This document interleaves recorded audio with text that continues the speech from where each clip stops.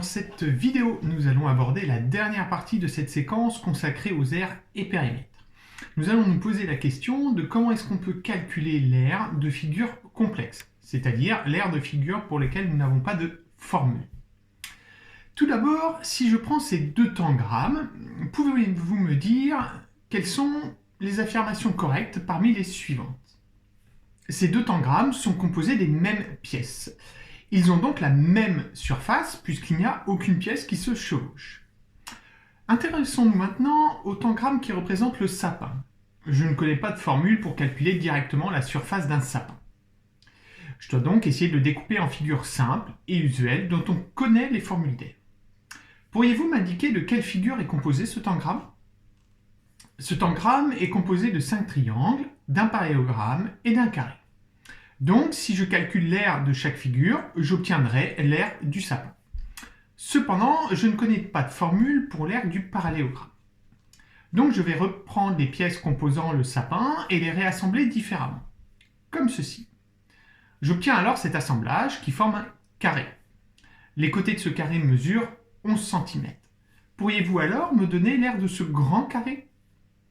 Effectivement, pour calculer l'aire du carré, nous faisons côté fois côté. Donc ici, nous faisons 11 fois 11, ce qui me donne 121 cm². Quelle est alors l'aire du sapin?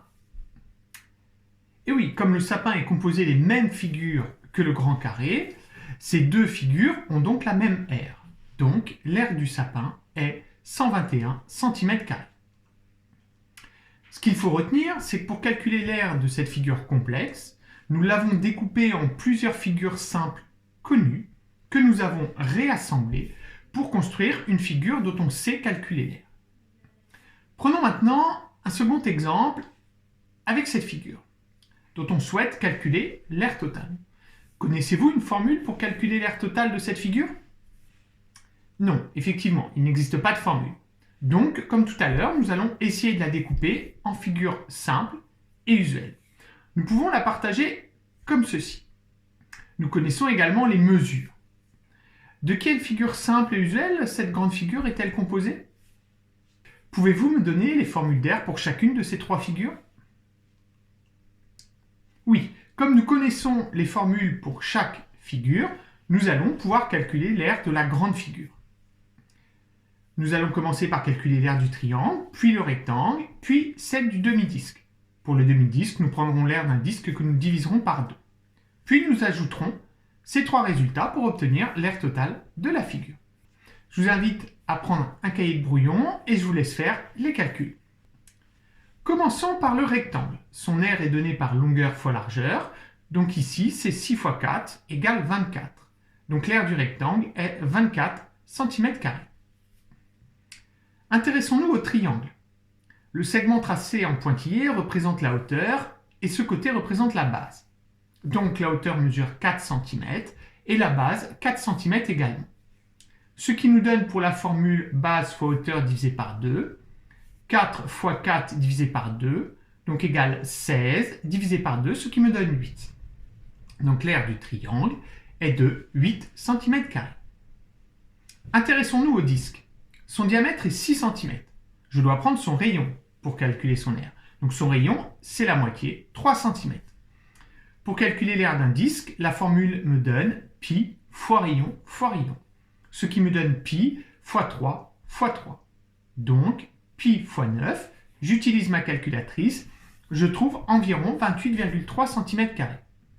Pour avoir l'aire du demi-disque, je divise par 2, ce qui me donne 14,15. On peut donc arrondir à environ 14 cm². Donc, pour trouver l'aire totale de la figure, on ajoute les trois mesures des trois surfaces, 24 plus 14 plus 8, ce qui me donne 46. Donc, l'aire totale de la figure est de 46 cm². Je vous laisse faire un dernier exemple en autonomie avec la figure que voici. Vous aurez sans doute besoin d'un cahier de brouillon pour les calculs. Puis l'aire de cette figure, nous constatons qu'elle est composée d'un demi-disque, d'un rectangle et d'un carré. On voit également qu'il y a des côtés égaux grâce au codage. Et on en déduit par ce codage qu'un côté du carré mesure 4 cm. Donc pour calculer l'aire du carré, je fais côté fois côté, ce qui me donne 4 fois 4 égale 16 cm². pour déterminer l'aire du rectangle. Cette fois-ci, je fais largeur fois longueur, donc 4 fois 8 qui me donne 32. Donc l'aire du rectangle est 32 cm². Maintenant, pour calculer l'aire du demi-disque, son diamètre est 4 cm, donc son rayon est 2 cm. Je vais donc faire pi fois rayon, c'est-à-dire pi fois 2 fois 2, ce qui me donne pi fois 4, soit environ 12,6. Je divise par 2 puisque je veux l'aire du demi-disque, j'obtiens 6,3 cm². Donc j'ajoute les 3 aires, 16 plus 32 plus 6,3, ce qui me donne 54,3.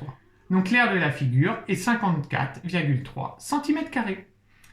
Voilà, vous êtes arrivé au bout de cette vidéo. Maintenant, à vous de vous entraîner avec des exercices à faire sur votre cahier. Bon courage, à bientôt.